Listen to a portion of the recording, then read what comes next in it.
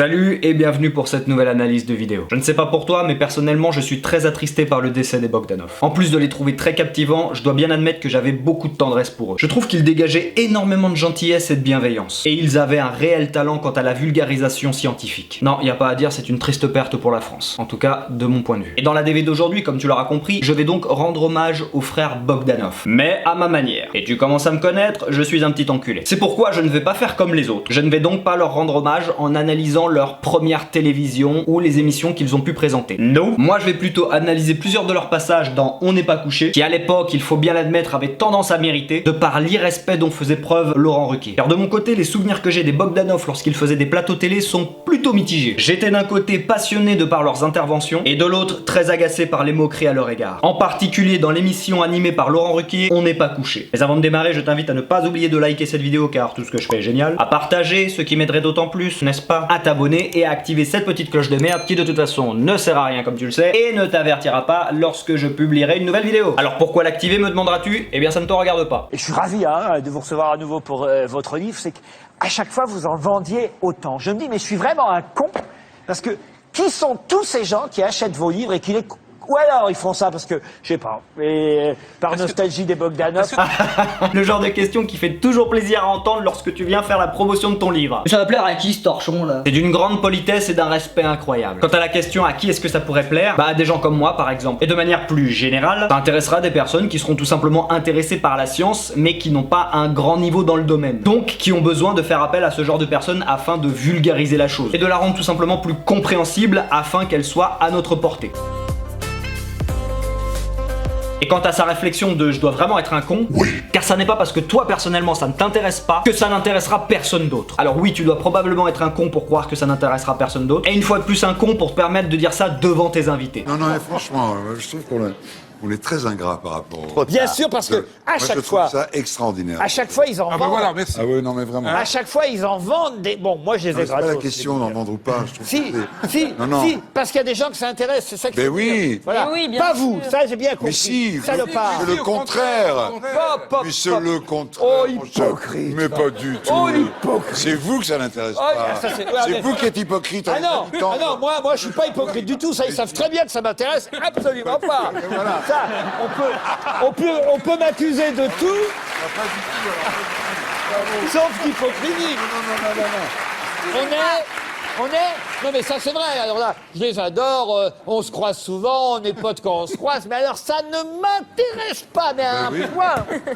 Mais ils le savent, il n'y a pas de fou. Mais on le sait, on le sait, Moi, là. je suis un terrien, là, les pieds sur terre, de l'eau, c'est de l'eau, il y a des gouttes, elle est bonne, elle est minérale, elle est potable, il y a des bulles, on s'en fout, savoir s'il y a des atomes d'il y a 300 milliards d'années, est-ce qu'elle est potable? C'est ça qui compte, et le reste, bah alors... Après, il a dit j'ai pas lu leur livre. Oui, ben, il y a longtemps que j'ai abandonné. D'abord, je suis d'abord content pour ça, parce que ici, on travaille beaucoup, on lit les livres de nos invités. Je pense que vous l'aurez... Sauf, ça n'est pas... Vous l'aurez remarqué. Ah non, mais la première fois, je l'ai lu, la première fois que vous êtes Si, venu. la première fois, je me souviens très Eh bien. oui. Ouais. La deuxième Je l'ai lu. fois, déjà, je dis, bon, c'est à peu près la même chose, c'est le Big Bang. C'est la troisième fois, je reconnais, j'ai abandonné. Ça nous a fait un travail en moins cette semaine. Exactement, ce que dit Grishka est tout à fait vrai. C'est donc grâce à cette équation que nous pouvons savoir s'il y a aujourd'hui de la vie extraterrestre ou non dans notre système solaire. C'est d'ailleurs ce que nous avons démontré dans notre livre. Et donc la réponse à cette question est... Moi de toute façon ça c'est vraiment le genre de choses qui ne m'intéresse, mais alors pas du tout. J'ai même pas compris le titre. Alors de toute façon c'est pour dire, j'ai pas lu le livre.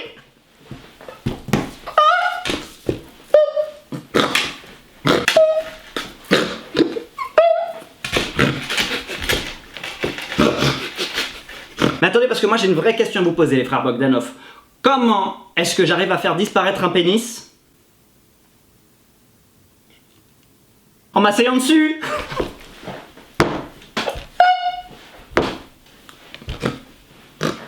Alors ce que je m'apprête à dire est très personnel, mais je ne comprends pas qu'on ne puisse pas être intéressé par ce genre de choses. Je ne parle pas obligatoirement de l'explication sur le verre d'eau, mais je ne conçois pas qu'on ne puisse être intéressé par les frères Bogdanov lorsqu'ils t'expliquent la naissance du monde, de quoi est formé l'espace, que les voyages dans le temps sont possibles, que le hasard est régi par des lois, et toute autre chose de la sorte. Je ne comprends pas qu'on ne puisse pas être intéressé même le temps de 10 putains de minutes. Autre point qui selon moi peut être interprété comme de l'irrespect, ou tout du moins comme de l'inintérêt total, le fait qu'il passait systématiquement les derniers, sachant qu'à l'époque l'émission se terminait entre 1h et 2h du matin. Donc je te laisse imaginer le peu de téléspectateurs qu'il restait. Igor et Grishka, c'est à vous, on termine avec vous.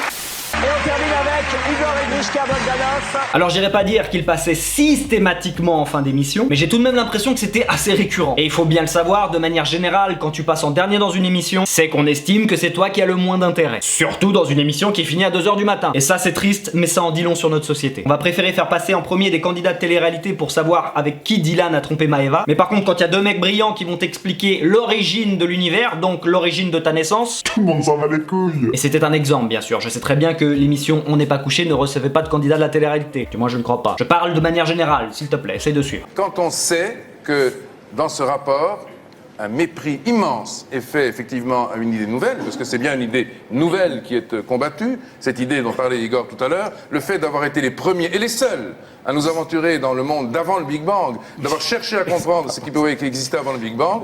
Je suis désolé, mais nous avons passé 8 ans, chacun, Igor et moi, à chercher sur cette question. Tout en faisant les émissions de télévision. Non, certainement pas. pas du tout. Non, mais je crois que vous êtes mal renseigné. Parce qu'à l'époque, on a quitté TF1 volontairement, en 1990, pour pouvoir nous consacrer pleinement et exclusivement à la recherche. On n'a rien fait d'autre. Comme tout le monde le sait, Plenel a bien sûr les connaissances suffisantes et donc la légitimité pour pouvoir estimer que les frères Bogdanov étaient de réels scientifiques ou non. Et je tiens d'ailleurs à faire une petite parenthèse. Mon lapin, mon chaton, mon bichon. Regarde ça.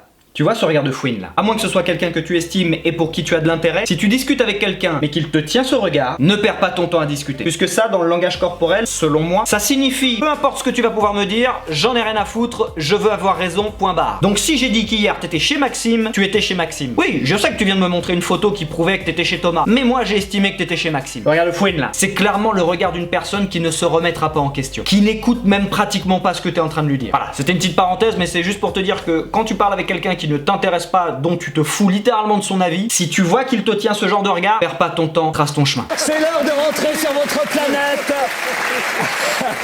Il faut reprendre votre vaisseau, retourner sur votre planète, les frères Bogdanov.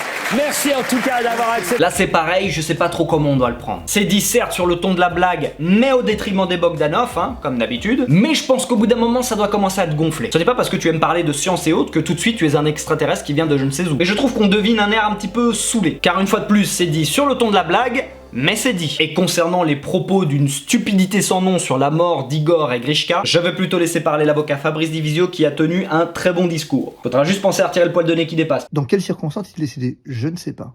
Je ne suis pas son médecin. Je n'ai pas accès à son dossier médical, donc je ne peux pas savoir pourquoi il est décédé. Ah, mais s'il avait été vacciné, il serait pas mort. Vous me saoulez. Vraiment, vous me saoulez. Vous me saoulez à instrumentaliser tout ce qui vous tombe sous la main pour venir vendre votre camelote, quoi. Dans l'affaire Bogdanov, vous avez affaire à quelqu'un de 72 ans, c'est-à-dire qui est exactement dans la tranche de mortalité concernée par le Covid, vacciné ou non vacciné, reprenez les stats.